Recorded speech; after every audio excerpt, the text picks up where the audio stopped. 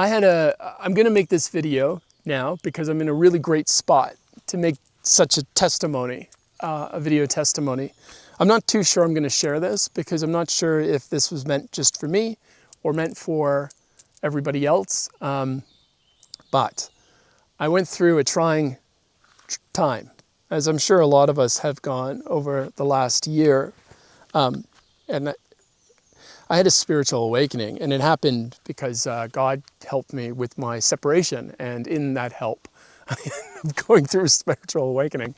And I believe I ended up meeting God, which was something else. So I'm not sure I'm going to release this yet. I don't know if I'm supposed to release this information.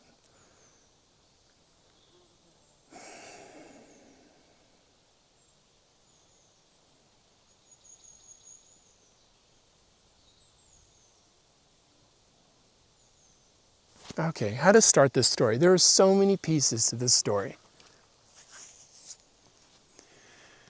It's March, early March in Australia, and I was on my way to Brisbane Airport.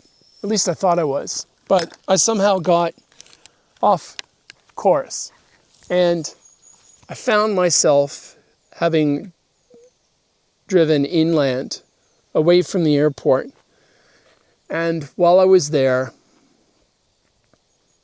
it's possible I may have died because I remember that they were gassing the fields and I couldn't escape the gas, and the gas was quite thick.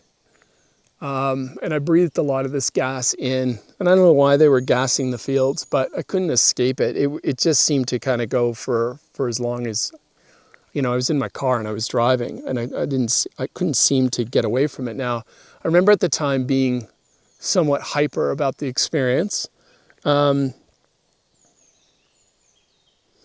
then a song played on the radio that said that the lyrics had something to do with, they call this in the streets murder. Anyways, at that time, I didn't think I had died, but the experiences that unfolded in the next 24 hours thereafter, and then looking back on hindsight, chances are I probably did.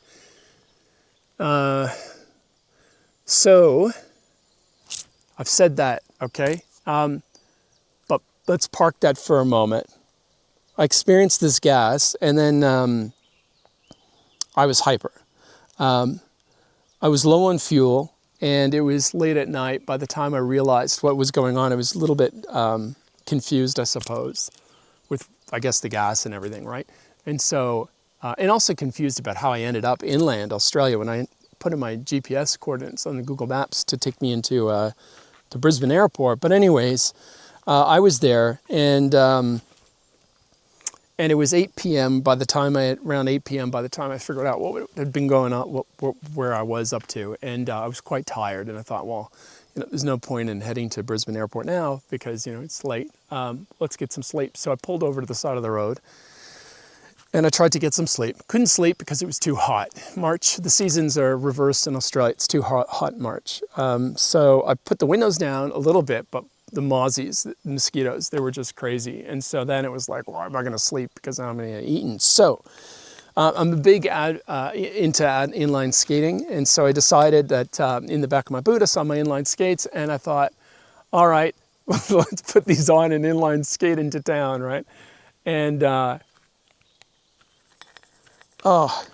skate into town now, I forget how many kilometers that was. It was a bit. It was quite a lot. I can ask ChatGPT because I've given ChatGPT all my notes and stuff, right? Because I've been trying to piece together what happened.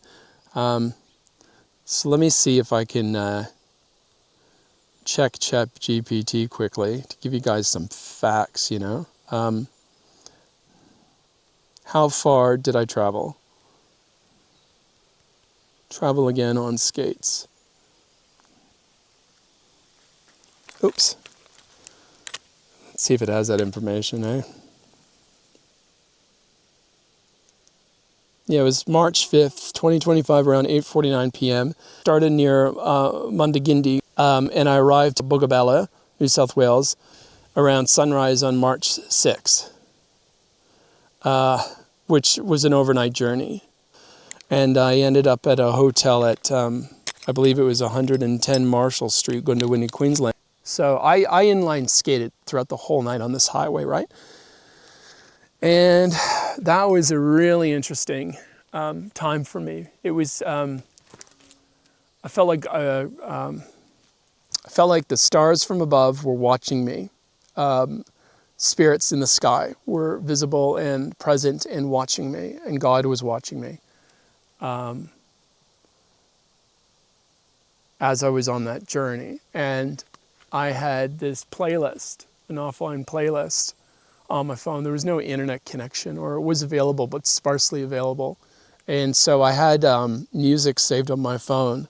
And what was really interesting about that is that this is a playlist that I accumulated over years. But when I listen to this music randomly, it's like each song that I listen to, it just coincided with the moment that I found myself in, with the thoughts that were going through my head. And it was quite comical, actually. It was like God's got this great sense of humor. And so it's like he made me this mixtape for just this exact moment, that I was going on, which was really profound to go through. And it was quite comical too. Like, Don't Worry, Be Happy came on, and that song, it's got Don't Worry About Rent and Litigate, and that's exactly where I was kind of like up to with my thoughts, with what was happening in my life too. So very comical. And just, the patterns and the synchronicities, they're all there lining up. Anyways, so that was that was quite magical, but there was a lot of, it was clear that they had gassed this road for kilometers, because as I was skating through this road, it was attaching itself to me. It was on my lips. And so, as I was, and that's the other miracle that I experienced that night too. I knew it was going to be a big journey, and I had these carbonated waters that I bought at Costco in the boot of my car. And I knew I was going to need a lot of water to make that journey. And so I ended up putting cans of this water in my backpack. I couldn't put too many, but I knew I needed many. And so, yeah, like I experienced this miracle too on this journey, where I knew I had run out of cans, but then my cans had kept refilling. So that was kind of neat. When I needed it, I had more water available to me. And so anyways, yeah, lots of miracles. I ended up getting to this town.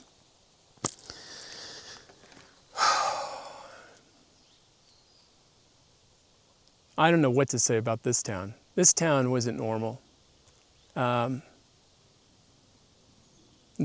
an evil presence there, for sure. And I'm not sure now if it's that place is evil all the time, or it depends on where you're vibrationally. I have no idea. But anyways, when I walked into that town, it was quite evil, I found. And the hotel that I walked into was really interesting, because the hotel I walked into, I asked to book a reservation, and I walked in there at 10 a.m. And the guy who was behind the counter,